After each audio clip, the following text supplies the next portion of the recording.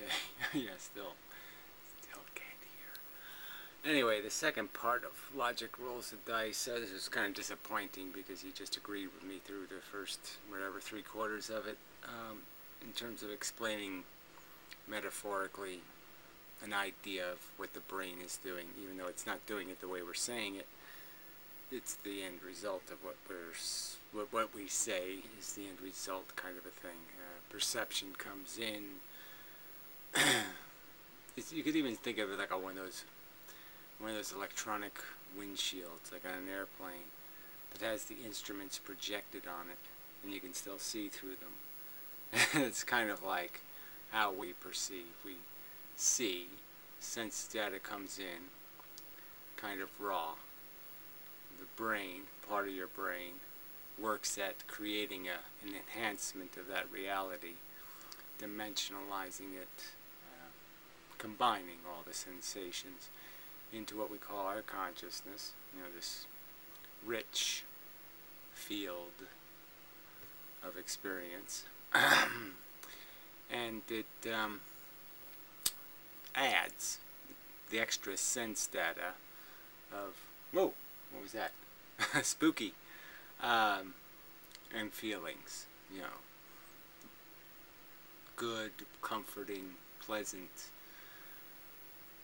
not comforting, too hot, too cold, all of that kind of stuff is kind of sent in there, not just as information, but as a visceral, value-tainted sensation. And that's where value comes from. So they say that sense is just artificial, therefore the sensation itself is artificial, therefore the whole thing is artificial, therefore it isn't anything to take note of. And I'm just making the rational argument that experiencing it, for a synthetic, it's one hell of a reality. I mean, you just can't make a realer synthetic. And what's a synthetic anyway? Which is just a complex derivative. The pieces of the car individually can't move, but when tied together, they create movement. That kind of thing. So anyway, the rest of the brain function is just the idea that the other part of our brain sees this enriched environment we're living in, and it reacts to those sensations. It whoa, bad, good, bad, and it sees that, and it tries to work it out so the good happens, not the bad. And so it weighs the different values. So it weighs how hungry you are versus how scared you are, that kind of stuff. And your consciousness is just watching. It's just the byproduct. It's the mixing bowl. You can't mix the ingredients unless you mix them in a bowl. The bowl is the consciousness. It's the thing it's the place where it happens, so to speak. The extemporal space. The place that isn't really a place, but is just a byproduct. It's just the byproduct. It's just the I don't know how to, the stuff the strings have to be tied together somewhere for all this stuff to be blended, and that's what ends up happening when it's blended. It ends up creating this thing called consciousness as a byproduct. But metaphorically, you could just look at it as the ingredients are all here, the input-output reflexes, and the enhancement of experiential value tainting. That's all thrown in, and it's mixed, and you watch it happen. Alright, and so then it gets into some crap here about this whole, again, what's the meaning of this thing? What's the character of it? It's just all this wishy-washy. 1 minute he says, yes, it has value. The next minute he just says, it doesn't have meaningful value. So what's the point? It just doesn't mean anything. There's no point in using these words this way. It's just gobbledygook. And, Then he's going to talk about things like free will and shit. And you're just saying, well, yeah, okay, 6 months ago you emphatically said the exact opposite. Now you're emphatically saying something else. What will you be saying 6 months from now, huh? It's just irritating, emphatic people who change their mind every 3 months. Yeah. Yeah, that's just not a great thing to have around. What do I want to add in terms of the bite of it? I'm still going to argue that all we're really, to me, the only real argument is you really don't have a choice. If you're going to argue that you say it doesn't matter, that sensations have no value, then prove it by showing how you don't care what you feel. Prove it by just demonstrating that you can overcome whatever silly impulse it is that stops you from experiencing suffering, if it's nothing. I mean, quite clearly it is something, and you're just playing a game. And the only argument is that this is something different when you're doing it or than when somebody else is doing it. And the something isn't different. And so it's just a logical statement that says, why do you treating one something one way and another something another way when you can't describe a meaningful difference between those two things? You just can't say it has value when it's here and it doesn't have value over there. It's not logical. That's the argument. You're just rationalizing selfishness, and they're not doing anything else.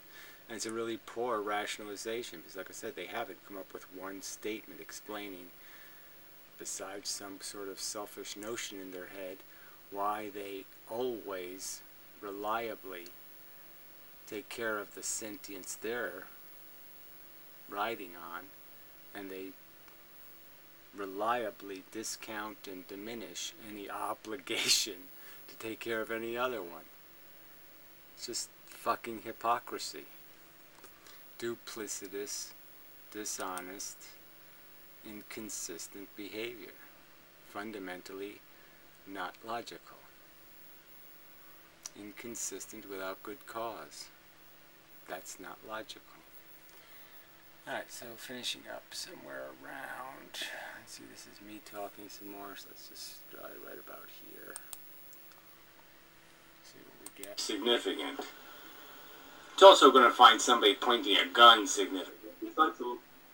Yeah. No, I mean, I agree with all of that. But my reason for, by the way, I do actually want to reduce suffering. Right, I do want to. Could you put that in other words? Like, could you say, I rationally understand, I logically understand the obvious truth that I experience suffering as a negative.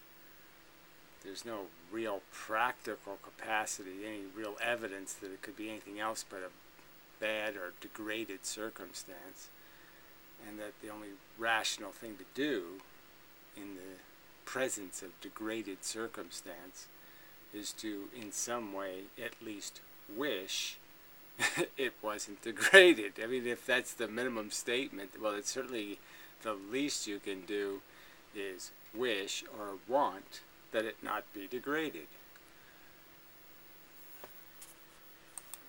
Okay, maybe my actions don't always reflect that. Okay, fine, you could argue that, but it is something that I value, or something that I want to do. Right. I mean, but is this meaningful? Again, I mean, to tell me what you want to do is like telling me what you find attractive in other people or something, or some other kind of bullshit. I mean, if these are just an expression of some sort of irrational personal taste. I like the smell of roses. You're going to go into some depth in the fact that you like the smell of roses, because it's a certain kind of fragrance, and it's a certain... Who cares? So if all you're going to be describing is some subjective emotional crap for which you have erroneous foundations, nothing of integrity, you just happen to be conditioned that way. You just happen to like stripes. There's no rational theory behind it. It's just something you personally find comforting. Well, that doesn't mean anything, does it? I mean, does that mean anything philosophically? I don't think it means anything so philosophically. It's like, tell me what your favorite color is. I mean, is there anything philosophically meaningful in that kind of discussion? Okay? Because, like you said, I do recognise that other people feel like me, which is a fact. Right. Now, if that's a fact, and I recognize that I am well convinced that my suffering matters. I'm well convinced, thoroughly convinced, so thoroughly convinced that,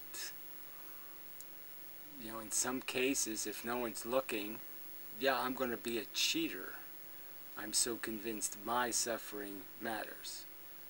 And I might even compromise somebody else to save myself.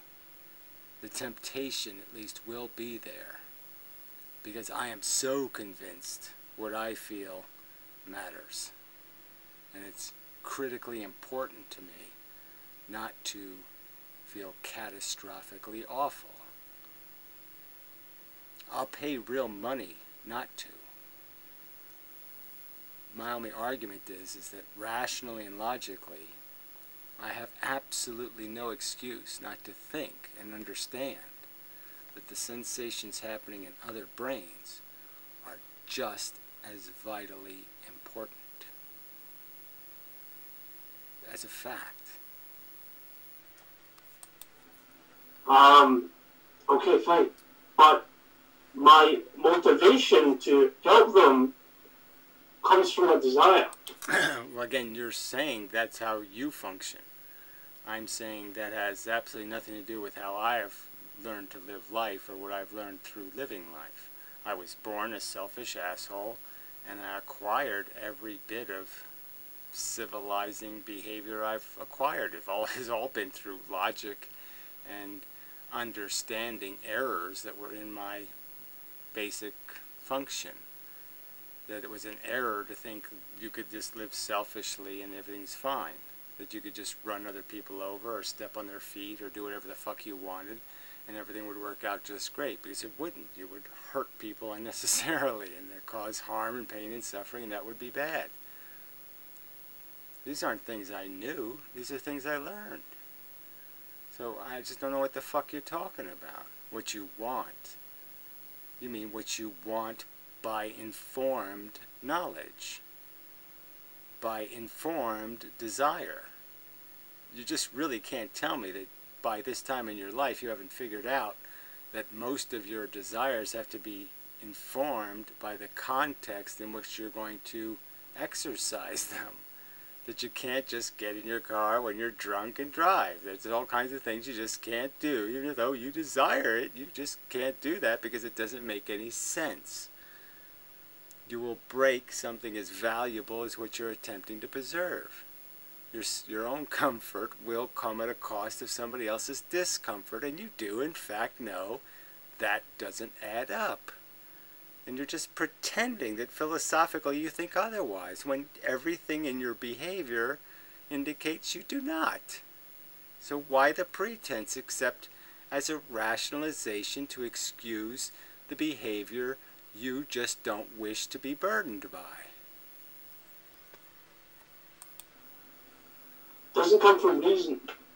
It doesn't come from reason. Well, I'm just saying that I think for most people, almost everything they do, how they piss, how they shit, how they do everything in their life comes from reason.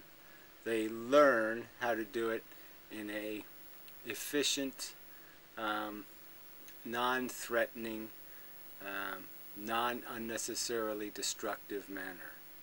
They like and they understand the value of not being unnecessarily toxic to other people. They understand why it's not a good thing to take a drink of water and then shit in the stream.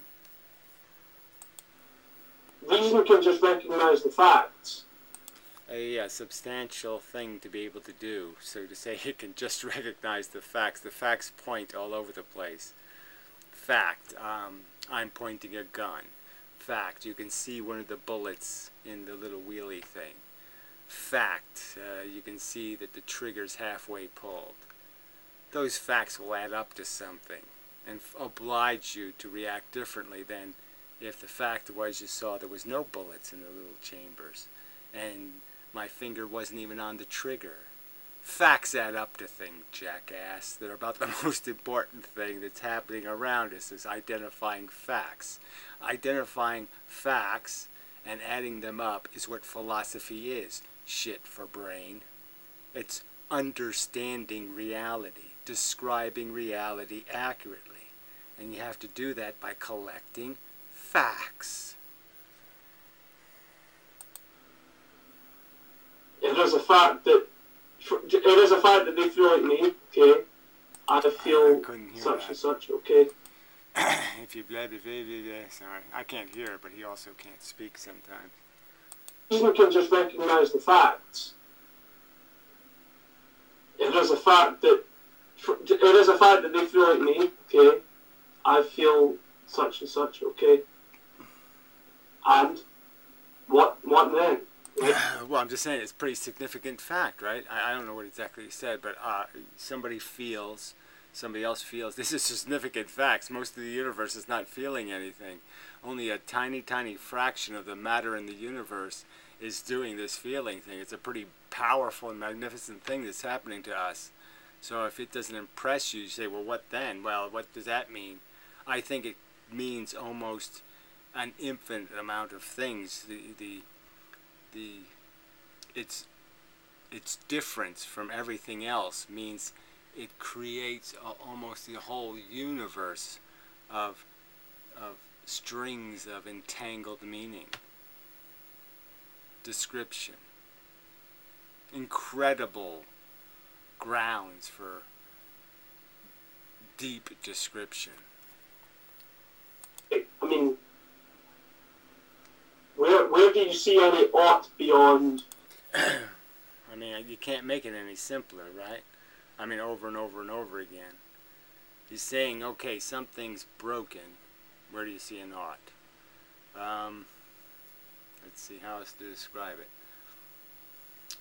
I mean, we're just saying that the very nature of this bad thing is, by definition, if it doesn't impel, necessitate action, it wouldn't be bad. So it's a thing that is what it is by definition. So as soon as I've identified it as bad, I'm certainly putting it in that category. And every single time I'm tested, I see the ought. So every time the gun's pointed at me, anytime the pliers are coming at me, anytime the danger is coming at me of being threatening my comfort, I react. I take the penicillin to get rid of the nasty sensations of the disease. And every time I'll do it. And every time I'll try to find some way never for it to happen again. I'll learn from these experiences that cause me bad sensations to figure out some way not to have that happen again. Every fucking time.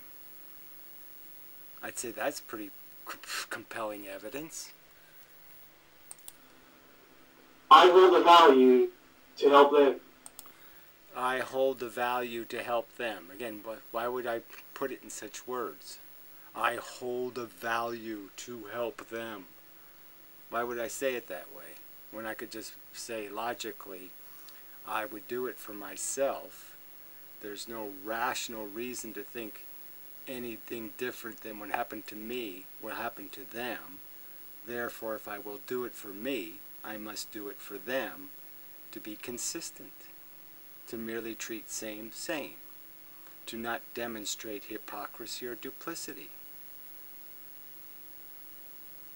That's all. None of this I hold value bullshit.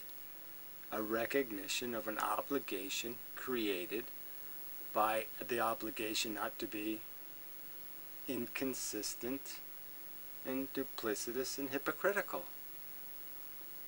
Fundamental logical principles. Therefore, I ought to do such and such to attain that goal. But it has to... Well, again, this little arrogant poofing around bullshit when, again, admit that you don't do it for yourself. Admit that you do not every time consistently take care of your own comfort. Make sure that you aren't catastrophically threatened with suffering. And then make this argument, okay? Show me how you don't worry about your own comfort. And then you can tell me why you don't worry about anybody else's comfort. But that's not what you're doing. It's not how you're living. And it's just a lie to say, I can't help it. I don't believe I'm worth it, but I just can't help it. That's just bullshit. Come after the fact that I valued that. After the fact that I valued that. What does that even mean? How does that mean anything? The argument's simple. You'll do it for yourself. I'm just asking you the question. Well, if you'll do it for you, if you're doing it to stop your brain from experiencing this thing called bad, and you know the thing called bad is exactly the same in them, I'm just saying you either treat the two things the same. You have to treat the two things the same. That's logically, that's the obligation. And you're just making some kind of bullshit argument that when I feel like it, I'm different than them. So that's the excuse, when I can get away with it. Or, the excuse is neither one of us feel anything, when I can remove everybody from context and just say, I never do exactly the opposite from what I just said. Yes, I believe it doesn't matter for me too, but yes, I never act as if it doesn't matter for me. So just to add the stipulation that every single time you're tested, you act as if it does matter to you, even though you're saying exactly the opposite. You're just basically proving every day what a pile of shit that is and what a liar you are. So just admit that you fail to live up to your philosophy every fucking day, that these principles are so meaningless to you that you can't live up to them.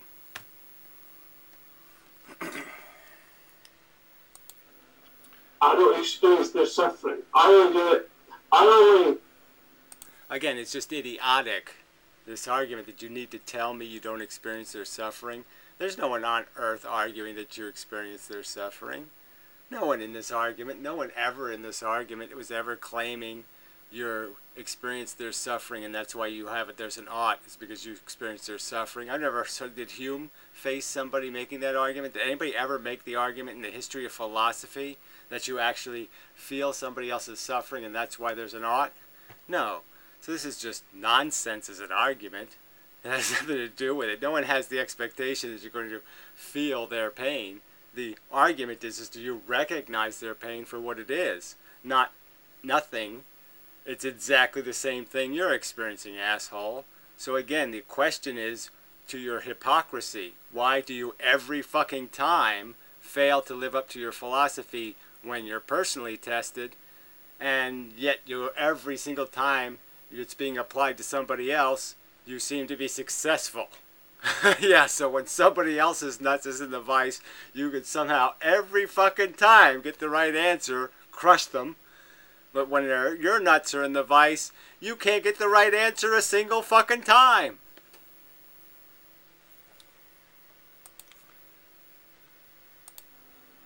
I only experience their suffering in a roundabout way, but Yeah, whatever, in a roundabout way. I couldn't care less. I don't care whether you feel their suffering. You know what I mean? If you felt every inch of their suffering, it wouldn't change the argument one fucking goddamn bit.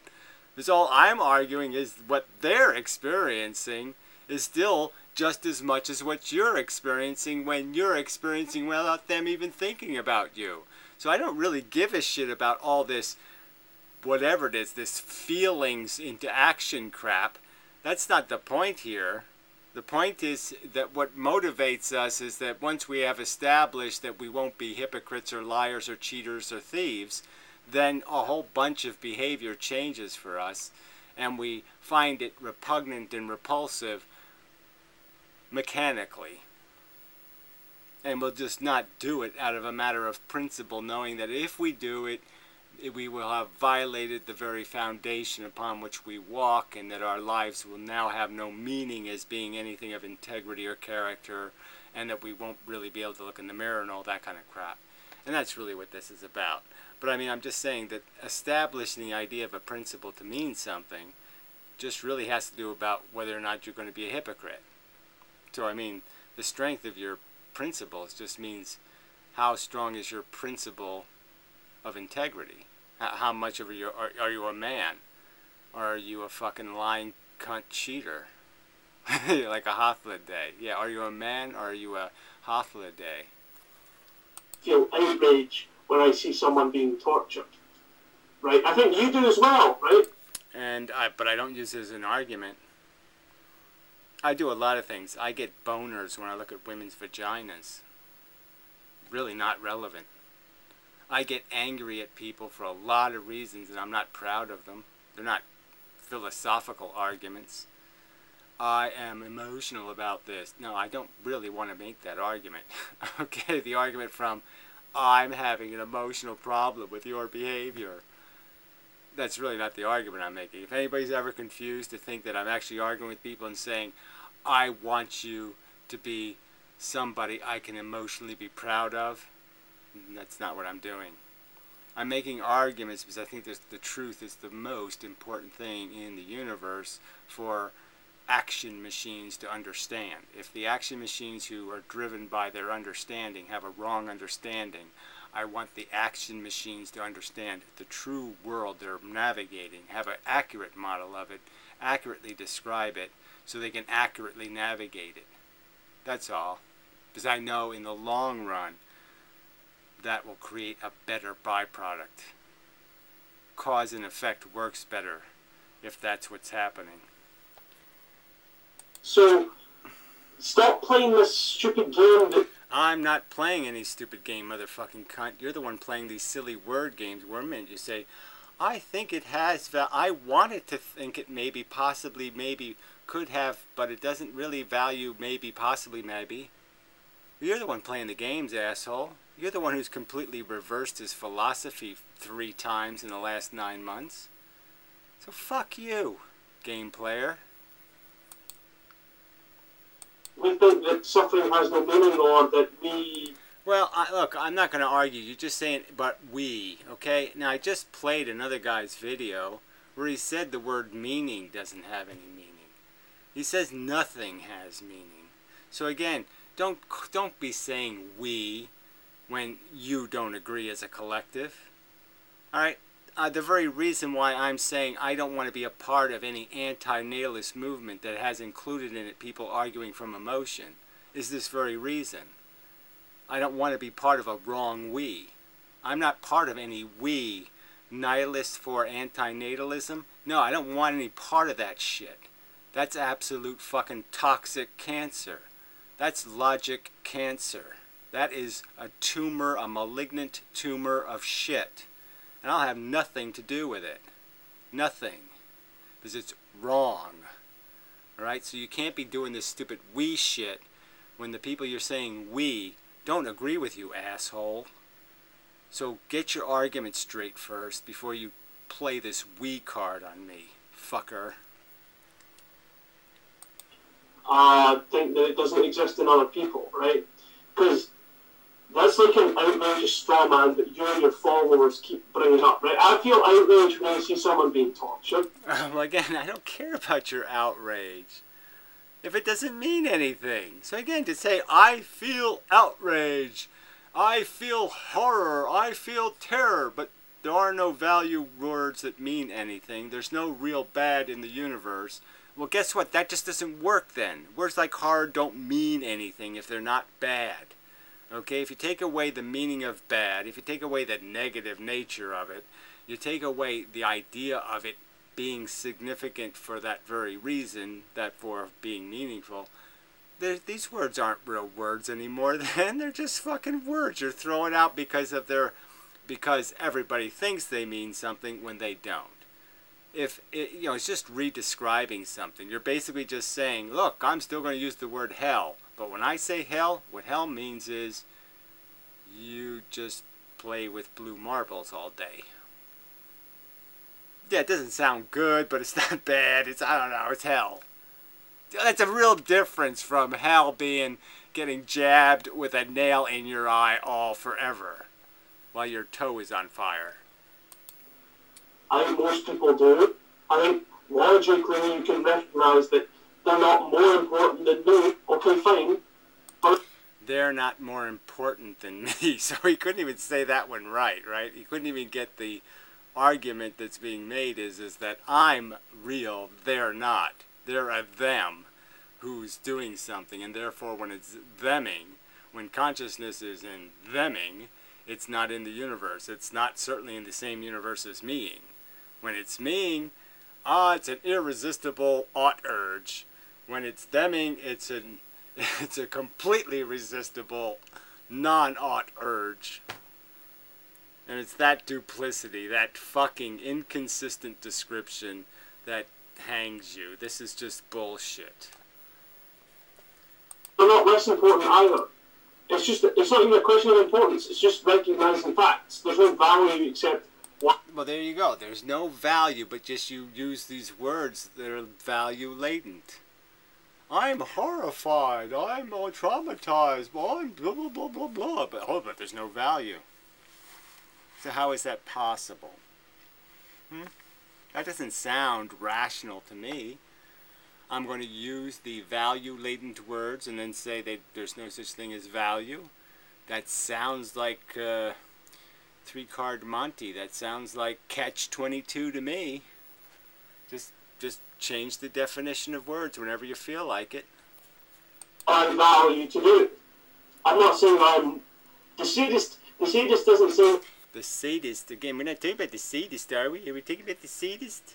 No, we're not talking about the sadist, but I don't think you know shit about sadism anyway, so what the fuck's the point of this crap? But let's play it. That he's objectively, as a fact, worth more than the people he tortures. Yes, well, you're just wrong. Alright, so what do you base it on? Okay, these are all recorded conversations. Bundy, Casey, Dahmer, not Manson, sort of, but not really. Extreme egomaniacal crazy fucks. They really thought that it was a privilege. Bundy thought it was a privilege for you to be tortured by him. Dahmer entirely. He thought of himself as a fucking god, okay? He was God. And you were really lucky if he would take the time to poke some nails in and out of your eyes. You should have just been so, God has taken such an interest in me. So, I don't think you know shit about sadistic people. The other two, there's another one who was a hitman. I mean, he really did think everybody else was just an ant. Another guy who raped and killed 13-year-old girls thought completely, like, they were just honored to be able to have him force himself on them. This was, now their life could get no better, and they'd have to kill themselves anyway, so he would kill them because they would just have to kill themselves anyway because their life could never get any better. This is how these people think, idiot. No, he's not saying that. He knows, he fully recognizes what he's doing. He knows for a fact that... Okay, demonstrate that to me. So you show me an interview with a sadist who knows for a fact that the people he's torturing are just as good as he is, and that what he's doing is basically just being a complete asshole. Show me the interview with that sadist. He wouldn't like it done to him. He knows that. Well, okay, but show me. What? Show me where you get that evidence from. Show me. I mean, okay. Show me. Like, this isn't a matter of logic or fact. It's a question. Yeah, it is, though. Yeah, it is. It's a matter of they have a perverse... the other guy, the guy who shot the people in the fucking cars. I mean, here's another one where he talked to the dog. I mean, all these... I'm just saying, you're just so stupid to think that you really don't think these people had a rationalization to do what they did. They had a rationalization that made it harmless. Question of values. Okay, let me hear that. My argument is our brain projects. It's stupid. Question of fact. It's a question of values. There you go. It's not a question of fact. It's a question of value. It's just so stupid. If you're going to, I mean, to say that value isn't something connected to facts, to me, for what reason would I do that? Why would I extract value from the category something that can be discerned through collection of facts? Of course it can be. Of course it's connected to facts. To say that value is just some emotional expression, I think it's just absolute goddamn rubbish. To say the only thing we do is project it is stupid. We recognize it. We have two functions here. We can recognize something, or we can project something. We can create a story that's a fantasy, or we can construct a history, a documentary. You're saying that you know categorically that value is a felonious concept that only belongs in fantasy. It's gingerbread. Well, gingerbread's not a good example, but that's a real thing. It's leprechaun, whatever, stew. Hats, I don't know. It's something that just can't be a real thing. And how do you all know that? Hume told you so? What piece of evidence in this world? Where do I look, especially inside my own consciousness, to find this fake thing, this not realness, this unsubstantialness of experience? Where? Fuck. And again, you're just such lying little cunts. Because every time you look in yourself, you see the substance. And you are fucking totally obedient to the meaning, to the substance, to the strength of the value. Every fucking time. Put to the personal test, your philosophy fails to show up. Every fucking time. Alright, it's probably enough of a video. I could do the holiday thing, but I'm getting it's kind of hot in here. Yeah. And I'm not running on all cylinders yet. So we'll get to those next time. There's not much to say. I mean, just holiday's just silly. I mean, just again, just demonstrating this contempt for anything called integrity. Now he's pretending when he said, you suffering is infinitely better than me suffering. What he was really saying was, if you asked him an infinite number of times the question, would you like to suffer or would you like to impose it on him, he would always choose to impose it on him an infinite number of times. Yeah, whatever. Yeah, sure. That's what people mean when they say infinite. It would be infinitely better. That's what they always mean, is that, oh yeah, every time you ask me, I'll always answer the question the same way. Yeah, an infinite number of times. Sure, that's what they meant. Alright, so I took care of one video right there. So we'll see if we'll even bother with the other one. It's also just incredibly stupid. Oh, okay, yeah, he had these two people in the cave. Cavemen. And he acted it out, which was really just so stupid. But the idea was that in the end, one caveman guy beats up the other caveman guy because the other caveman guy didn't do anything when he was in pain. And the argument would be, yeah, that's exactly what would happen. Like say the caveman guy got herpes, and then the other caveman guy found out you had a whole box of condoms. Or, you know, say you had a migraine headache and you had a whole bottle of Anacin. Say he drank poison water and he got sick, and you had a whole bottle of Clorox. That's when you get beat up. Not being able to do something for somebody isn't a crime, Holiday. Okay? Not being able to cure somebody's cancer. No one's arguing you're a criminal because you failed to do something. The point is when you could do something and you did nothing, would somebody have a right to punch you in the face?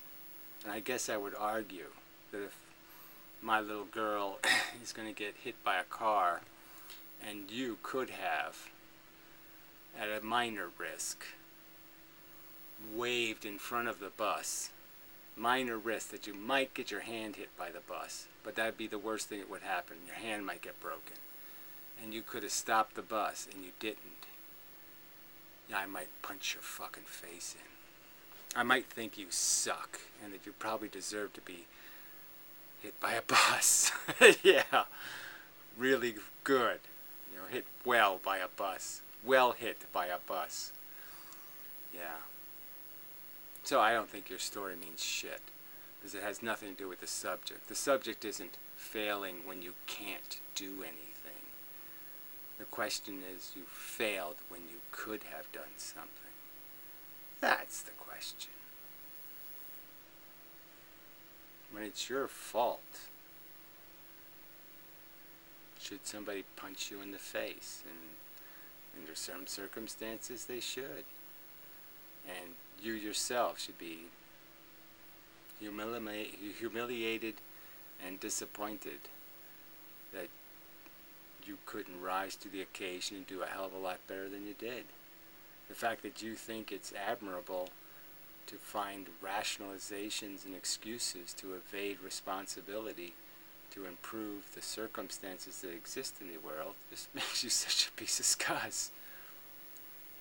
Yeah. You really do suck. Profoundly. With an infinite character. You suck with an infinite character. There's an infinite nature to your suck. Anyway, till next time.